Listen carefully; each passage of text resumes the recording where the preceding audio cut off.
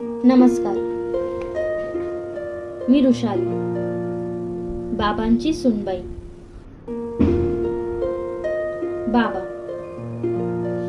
बाबा आणि माझी ओळख ही जेमतेम 4 वर्षांची.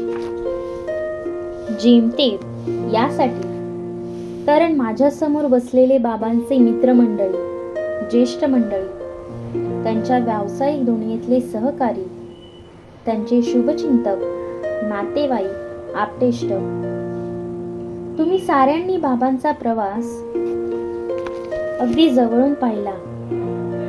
त्यांच्या या 2 पिल्लांनी त्यांच्या सोबत तो अनुभवला. या साऱ्यात मी नव्हते, पण पुस्तकाच्या अंतरंगाचं गूढ, त्याचं सौंदर्य ते वाचायला सुरू केले की उमगतं. तसंच काहीसं माझं झालं. त्यांच्या आयुष्याचे चढ उतार, वादळाच्या झळा, त्यांनी सोसलेल्या कळा, त्यांचे अनुभव ते नेहमी शेअर करतात. उच्च पदावर शासकीय सेवेत असूनही कोणताच गर्व नाही, साधी राहणी आणि उच्च विचारसरणी, असे आमचे बाबा. माझं आणि अक्षयरावांचं लग्न झालं आणि आमचा संसार सुरू झाला. पण या संसाराचा, माझ्या कुटुंबाचा खरा कणा, आमचा आधारस्तंभ म्हणजे आमचे बाबा. बाबांचा आधार म्हणजे न्याहारीचा चहा, ताटातली भाजी पोळी, ऑफिसवरून परतताना हातात भरलेली खाऊची झोळी.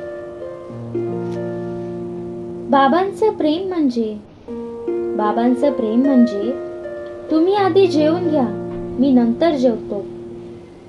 तुम्ही आधी खाऊन घ्या, मी नंतर खातो. असं म्हणून मायेने टगूचा आजोबा टगूला बिलगतो. आजोबाच्या या गोष्टच काही और आहे.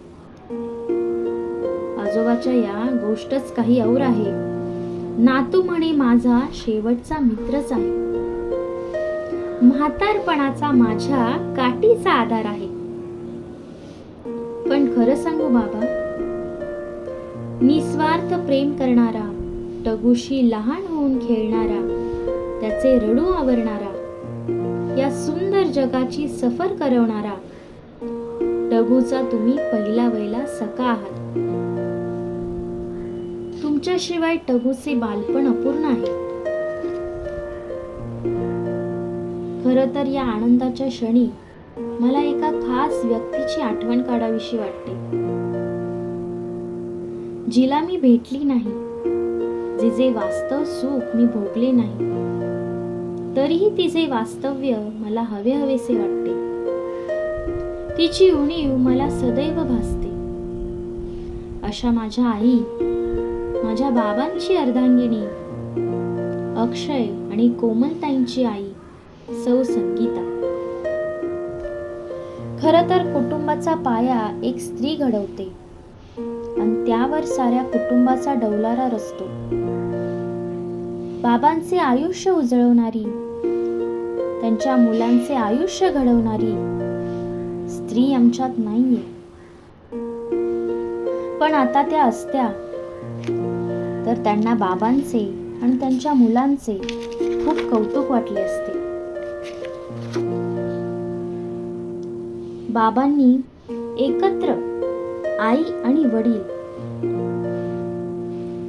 या दोन्ही भूमिका बजावल्या. स्वसुखाचा त्याग करून, स्वदुःखाला मागे सारून आपल्या 2 पिल्लांसाठी ते उभे राहिले. मला असं वाटतं, माझ्या बाबांचं व्यक्तिमत्व हे एका वटवृक्षाप्रमाणे आहे, ज्याची मुळं मातीत खोलवर रुतून आहेत आणि त्यामुळे कितीही वादळ आली, विजा कडाडून पाऊस आला, तरी ते डगमगून कोसळून पडले नाहीत आणि भोवती असलेल्या पारंब्या वाढत जातायत, साथ सोडत नाही. त्यांच्या या पारंब्या म्हणजे त्यांनी जोडलेली प्रेमाची मंडळी आहे, जी त्यांच्या कौतुकासाठी मला इथे समोर दिसते. लाथ मारेन तिथं पाणी, लाथ मारेन तिथे पाणी निघेल, असे तिच्या 2 पिल्लांसाठी असलेले त्यांच्या आईचे शब्द. शांततेच्या काळात घाम गाळा, म्हणजे युद्धात रक्त गाळावे लागणार नाही, अशी त्यांच्या बाबांची शिकवण. आशीर्वाद याला धरून त्यांची दोन्ही पिल्लं स्वच्छंद आभाळात विहार करत आहेत. कडेवरचा टगू बघता बघता त्याच्या आजोबांचं बोट धरून त्यांनाच पळवायला लागलाय. सायंकाळचे 6 वाजले की दरवाजाकडे लागलेले डोळे बाबा कधी येणार, बाबा कधी येणार म्हणत बाबा आले की आनंदाचे सोय. ऋषाली तू थांब, मी करतो. ऋषाली तू थांब, मी करतो. आजारी पडल्यावर हातात डाळ भाताचा प्रेमाचा घास आणून ठेवतात. ऍसिडिटीचा गोळा पोटात घेऊन भूक आमची शांत करतात. ऍसिडिटीचा गोळा ते यासाठी कारण आमच्या बाबांना सारखी ऍसिडिटी होते बरं का. तर ऍसिडिटीचा गोळा पोटात घेऊन भूक आमची शांत करतात.